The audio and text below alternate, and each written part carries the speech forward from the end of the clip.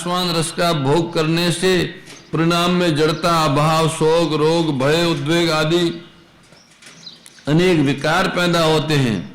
इन विकारों से भोगी मनुष्य बच नहीं सकता, क्योंकि ये भोगों का अवश्यंभावी परिणाम है।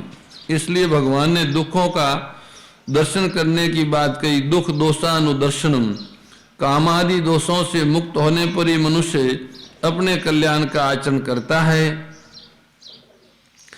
रस की निवृत्ति न हो तो क्या आपत्ति है, इसको आगे के श्लोक में भगवान बताते हैं। यत तो है पी कौन्तेय, हे कुंती नंदन, रस बुद्धि अंदर पड़ी है, राग अंदर है और मेहनत कर रहा है, तो मेहनत करते हुए विद्वान मनुष्य भी परमथनशील इंद्रियां विद्वान मनुष्यों को भी इधर उधर कर लेती है। मन को, विद्वान मनुष्य के मन को भी बलपूर्वक हर लेती हैं।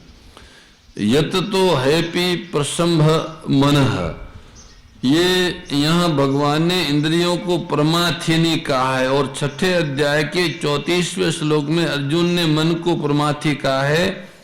अतः इंद्रियों और मन दोनों ही प्रमथनशील है।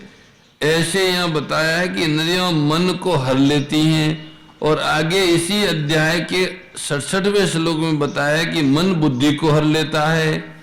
यहाँ तो इंद्रियों की प्रबलता बताई है और वहाँ मन की प्रबलता बताई है। तात्पर्य यह है निकला कि साधक को इन दोनों का संयम करना चाहिए, तभी वह संयमी बन सकता है। जो स्वयं यत्न करता है, साधन करता है, हर एक काम को विवेक पूर्वक करता है, आसक्ति और फल इच्छा का त्याग करता है, दूसरों का हित हो, दूसरों को सुख पहुंचे, दूसरों का कल्याण हो, ऐसा भाव रखता है और वैसी क्रिया भी करता है, जो स्वयं कर्तव्य अकर्तव्य सार असार को जानता है और कौन कौन से कर्म करने से उनका क्या क्या परिणाम होता है इसको भी जानने वाला है। ऐसे विद्वान पुरुष के लिए यहाँ यत तो है पी शब्द आया है कि ऐसे प्रयत्न करने वाले ऐसे विद्वान पुरुष की भी ये परमथनशील इंद्रियों उसके मन को बलपूर्वक हर लेती हैं, विषयों की तरफ खींच लेती हैं। वह विषयों की तरफ खींचा जाता है, आकृष्ट हो जाता है। इसका कारण यह है कि जब तक बुद्धि सर्वथा परमात्म तत्व में प्रतिष्ठित स्थिर नहीं होती, बुद्धि में संसार की यत किंचित सता रहती हैं, विषय इंद्रिय संबंध से सुख होता है, भोगे हुए भोगों के संस्कार रहते हैं, तब तक साधन प्रायण बुद्धिमान विवेकी पुरुष की भी इंद्रियों सर्वथा वश में नहीं होती। इंद्रियों के विषय सामने आने पर भोगे हुए भोगों के संस्कारों के कारण इंद्रियों मन बुद्धि को जबरदस्ती विषयों की तरफ खींच ले जाती हैं। ऐसे अनेक ऋषियों के उदाहरण भी आते हैं जो विषयों के सामने आने पर विचलित हो गए। अतः साधक को अपनी इंद्रियों पर कभी भी मेरी इंद्रियों वश में है ऐसा विश्वास नहीं करना चाहिए और कभी भी ये अभिमान नहीं करना चाहिए कि मैं जितेंद्र हो गया हूं। इस श्लोक में यह बताया है कि रस बुद्धि रहने से यत्न करते हुए विद्वान मनुष्यों की इंद्रियां उसके मन को हर लेती हैं, जिससे उसकी बुद्धि परमात्मा में प्रतिष्ठित नहीं हो पाती। अतः रस बुद्धि को दूर कैसे किया जाए इसका उपाय भगवान आगे के श्लोक में बताते हैं। भगवान कहते हैं, भगवान बोले कि अर्जुन, कर्मयोगी साधक उन संपूर्ण इंद्रियों को वश में करके मेरे प्रायण होकर बैठे, क्योंकि जिसकी इंद्रियां वश में है उसी की बुद्धि स्थिर होती है। तानी श्रवाणी संयम युक्त आसित मत पर, जो बलपूर्वक मन का हरण करने वाली इंद्रियों है उन सब को वश में करके सजगता पूर्वक उनको कभी भी विषयों में विचलित न होने देकर स्वयं मेरे प्रायण हो जाए। तात्पर्य ये हुआ कि जब साधक इंद्रियों को वश में करता है तब उसमें अपने बल का अभिमान रहता है कि मैंने इंद्रियों को अपने वश में किया है। ये अभिमान साधक को उन्नत नहीं होने देता और उसे भगवान से विमुख कर देता है। अतः साधक इंद्रियों का संयमन करने में कभी अपने बल का अभिमान न करे। इस प्रकार साधक का मैंपन केवल भगवान में लगा रहे। कर्मयोगी का प्रकरण होने से यहाँ भगवान को कर्मयोग के अनुसार उपाय बताना चाहिए था, परंतु गीता का अध्ययन करने से ऐसा मालूम देता है कि साधन की सफलता में भगवत प्राणता ही मुख्य कारण है। अतः गीता में भगवान भगवत प्राणता की बहुत महिमा गाई गई है। जैसे जितने भी योगी हैं उन सब योगियों में श्रद्धा प्रेम पूर्वक मेरे प्राण होकर मेरा भजन करने वाला श्रेष्ठ हैं, आदि आदि। पहले 59वें श्लोक में भगवान ने यह कहा कि इंद्रियों का विषयों से संबंध विच्छेद होने पर भी स्थित प्रज्ञता नहीं होती, और इस श्लोक में कहते हैं कि जिसकी इंद्रियों वश में है वह स्थित प्रज्ञ है। इसका तात्पर्य यह है कि इंद्रियों का विषयों से संबंध विच्छेद होने पर भी भीतर से रस बुद्धि पड़ी है। अतः इंद्रियां वश में नहीं है, परंतु यहाँ स्थित प्रज्ञ पुरुष की इंद्रियों वश में है और उसकी रस बुद्धि निवृत्त हो गई है। इसलिए ये नियम नहीं है कि इंद्रियों का विषयों से संबंध विच्छेद होने पर वह स्थित प्रज्ञ हो जाएगा, क्योंकि उसमें रस बुद्धि रह सकती है। परंतु ये नियम है कि जो स्थित प्रज्ञ हो गया, स्थित प्रज्ञ होने से इंद्रियों वश में हो ही जाएगी। कर्मयोग के साधक के लिए भी भगवान ने मत पर मेरे प्राण हो जाओ ऐसी बात कही है। ये भक्ति की विशेषता है, कारण कि भगवान के प्राण हुए बिना इंद्रियों का सर्वथा वश में होना कठिन है। कर्मयोग में त्याग है और त्याग से शांति सुख मिलता है, परंतु ये प्राप्ति का सुख नहीं है, प्रत्युत दुख अशांति मिटने का सुख है, जबकि भक्ति में प्राप्ति का सुख मिलता है। अतः भक्ति का सुख मिले बिना इंद्रियों सर्वथा वश में नहीं होती। दूसरी बात, कर्मयोग में तो अत्यंत वैराग्य होने पर इंद्रियों वश में होती है, पर भक्ति में थोड़े से वैराग्य से भी इंद्रियों सुगमता से वश हो जाती हैं। इसलिए भगवान ने मत पर यहाँ पर कहा है। भगवान के प्राण होने से इंद्रियों वश में होकर रसबुद्धि निवृत्त हो जाएगी, पर भगवान के प्राण न होने से क्या होता है, इस पर आगे 2 श्लोक कहते हैं। भगवान कहते हैं कि विषयों का चिंतन करने वाले मनुष्य की उन विषयों में आसक्ति पैदा हो जाती है, आसक्ति से कामना पैदा हो जाती है, कामना में बाधा पड़ने पर क्रोध पैदा हो जाता है, क्रोध होने पर सम्मोह मूढ़ता छा जाती है, और मूढ़ता से स्मृति भ्रष्ट हो जाती है।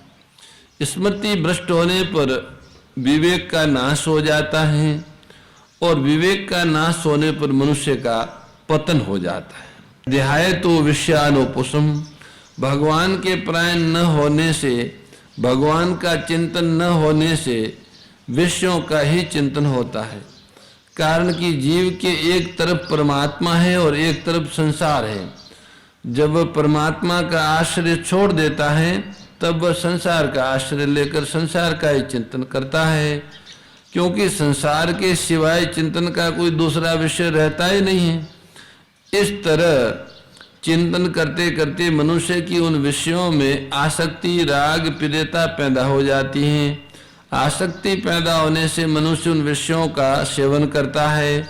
विषयों का सेवन चाहे मानसिक हो चाहे शारीरिक हो, उससे जो सुख होता है उससे विषयों में प्रियता पैदा हो जाती है। प्रियता से उस विषय का बाहर बाहर चिंतन होने लगता है। अब उस विषय का सेवन करे चाहे न करे, पर विषयों में राग पैदा हो जाता, ये नियम है।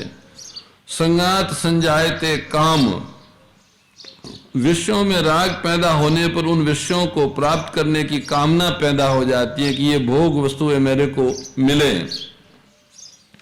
कामात क्रोधो अभिजायते, कामना के अनुकूल पदार्थों के मिलते रहने से लोभ पैदा होता है।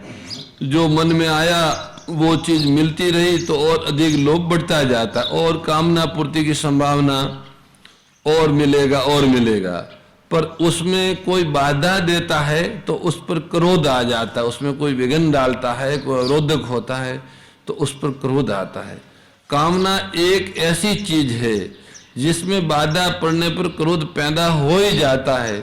वर्ण, आश्रम, गुण, योग्यता आदि को लेकर अपने में जो अच्छाई का अभिमान रहता है, उस अभिमान में भी अपने आदर सम्मान आदि की कामना रहती है कि मैं इस पद पर हूँ, मैं इस आश्रम का हूँ, तो मेरा सम्मान होना चाहिए, मेरा आदर होना चाहिए। जब उनका उस तरह से आदर सत्कार नहीं होता है तो उनको क्रोध आता है। उस कामना में किसी व्यक्ति के द्वारा बाधा पड़ने पर भी उनमें क्रोध आता है। कामना रजोगुणी वृत्ति है, समोह तमोगुणी वृत्ति है, और क्रोध रजोगुण तथा तमोगुण के बीच की वृत्ति है। कहीं भी किसी भी बात को लेकर क्रोध आता है तो उसके मूल में कहीं न कहीं राग अवश्य होता है। जैसे नीति न्याय से विरुद्ध काम करने वाले को देखकर क्रोध आता है तो नीति न्याय में राग है। अपमान तिरस्कार करने वाले पर क्रोध आता है तो मान में सत्कार में राग है। निंदा करने वाले पर क्रोध आता है तो प्रशंसा में राग है। दोषारोपण करने वाले पे क्रोध आता है तो निर्दोषता के अभिमान में राग है, आदि आदि। क्रोधाद भवति समोह, क्रोध से समूह मूढ़ता पैदा होती है, छा जाती है बुद्धि पर। वास्तव में देखा जाए तो काम, क्रोध, लोभ और ममता इन चारों से ही समूह होता है। जैसे काम से समूह होता है, उसमें विवेक शक्ति ढक जाने से मनुष्य काम के वशीभूत होकर न करने लायक कार्य भी कर बैठता है, ऐसे ही क्रोध से जो समूह होता है उसमें मनुष्य अपने मित्रों तथा पूज्य जनों को भी उल्टी सीधी बातें कह देता है, बोल देता है, होश नहीं रहता है और न करने लायक बर्ताव भी उनके साथ कर लेता है। इसी तरह लोभ से भी इसी तरह मूढ़ता छा जाती है, तो उसमें मनुष्य को सत्य असत्य, धर्म अधर्म आदि का विचार नहीं रहता और वो हेन केन प्रकारेन झूठ कपट आदि करके भी अपने लोभ की पूर्ति करना चाहता है। ममता से भी ऐसा ही आवरण आ जाता है, उसमें समभाव नहीं रहता, पक्षपात हो, ये मेरा है और ये पराया है, ऐसा पक्षपात हो जाता है। अगर काम, क्रोध, लोभ और ममता इन चारों से ही समूह होता है तो फिर भगवान ने यहाँ केवल क्रोध का ही नाम क्यों लिया? इसमें गहराई से देखा जाए तो काम, लोभ और ममता, इनमें तो अपने सुख भोग और स्वार्थ की वृत्ति जागृत रहती है, पर क्रोध में तो दूसरों का अनिष्ट करने की वृत्ति जागृत रहती है। अतः क्रोधी आदमी मेरा स्वार्थ तो ये नहीं, जैसे क्रोध आया तो जिस पर क्रोध आया उनको अनिष्ट करने का उसके अंदर वृत्ति जागृत हो जाती है। अतः क्रोध से समूह होता है, वह काम, लोभ और ममता से पैदा हुए समूह से भी भयंकर होता है। इस दृष्टि से भगवान ने यहाँ केवल क्रोध से ही मूढ़ता आती है ऐसा बताया है। मूढ़ता से क्या होता है? मूढ़ता छा जाने से स्मृति नष्ट हो जाती है। शास्त्रों से, सद्विचारों से जो निश्चय किया था कि अपने को ऐसा काम नहीं करना, ऐसा साधन करना है, अपना उद्धार करना है, उसकी स्मृति नहीं रहती, वह ढक जाती है, उसकी याद नहीं रहती है। ऐसे ही स्मृति नष्ट होने पर बुद्धि में प्रकट होने वाला विवेक दब जाता है, मनुष्य में नया विचार करने की शक्ति नहीं रहती है। और जब विवेक लुप्त हो जाता है तो विवेक के लुप्त होने से मनुष्य अपनी स्थिति से गिर जाता है। अतः इस पतन से बचने के लिए सभी साधकों को भगवान के परायण होने की बड़ी भारी आवश्यकता है। यहाँ विषयों का ध्यान करने मात्र से राग और राग से काम, काम से क्रोध, क्रोध से समोह, समोह से स्मृतिनाश, स्मृतिनाश से बुद्धिनाश, बुद्धिनाश से पतन, ये जो कर्म बताया है इसका विवेचन करने में तो देरी लगती है, पर इन सभी वृत्तियों के पैदा होने में, उससे मनुष्य का पतन होने में देरी नहीं लगती। बिजली के करंट की तरह ये सभी वृत्तियों तत्काल पैदा होकर मनुष्य का पतन कर देती हैं। अब भगवान आगे के श्लोक में स्थित प्रज्ञ कैसे चलता है, इस चौथे प्रश्न का उत्तर देते हैं। भगवान कहते हैं कि वशीभूत अंतकरण वाला, ये तो जिसका अंतकरण वश में नहीं है और अंतकरण वश में न होने से उसको अपनी कामनाओं में बाधा डालने वाले के प्रति क्रोध द्वेष उत्पन्न हो गया, क्रोध उत्पन्न हो गया, क्रोध से बुद्धि स्मृति नष्ट हो गई, स्मृति नष्ट विवेक नष्ट हो गया।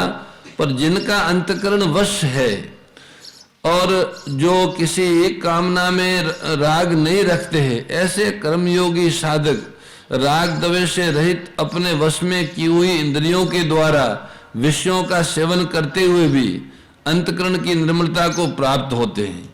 यानी वो सब तरह के काम करते हुए अगर उनमें राग द्वेष नहीं है, फल में आसक्ति और कामना नहीं है, तो कामना और आसक्ति निवृत्त अंतकरण वाले जो पुरुष हैं वे सभी प्रकार के व्यवहार करते हुए भी किसी तरह से बंधते नहीं हैं, उल्टा अंतकरण की निर्मलता को प्राप्त होते हैं।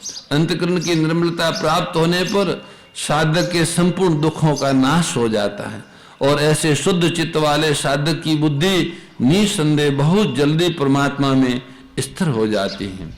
पूर्व श्लोक में भगवान ने कहा कि आसक्ति रहते हुए विषयों का चिंतन करने मात्र से पतन हो जाता है, और यहाँ कहते हैं कि आसक्ति न रहने पर विषयों का सेवन करने से उत्थान हो जाता है। आसक्ति रहित अगर आप सब प्रकार के व्यवहार करते हैं तो वो आपके कल्याण के लिए है, वो आपके उत्थान के लिए है।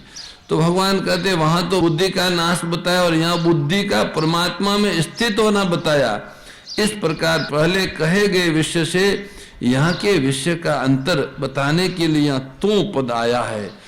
तो विद्या आत्मा साधक का अंतकरण वश में रहना चाहिए। अंतकरण को वशीभूत किए बिना कर्मयोग की सिद्धि नहीं होती। ओम जय भगवत गीते दया सुधा बरसावनी मातु कृपा कीजिए। ओ मैया मातु कृपा कीजिए।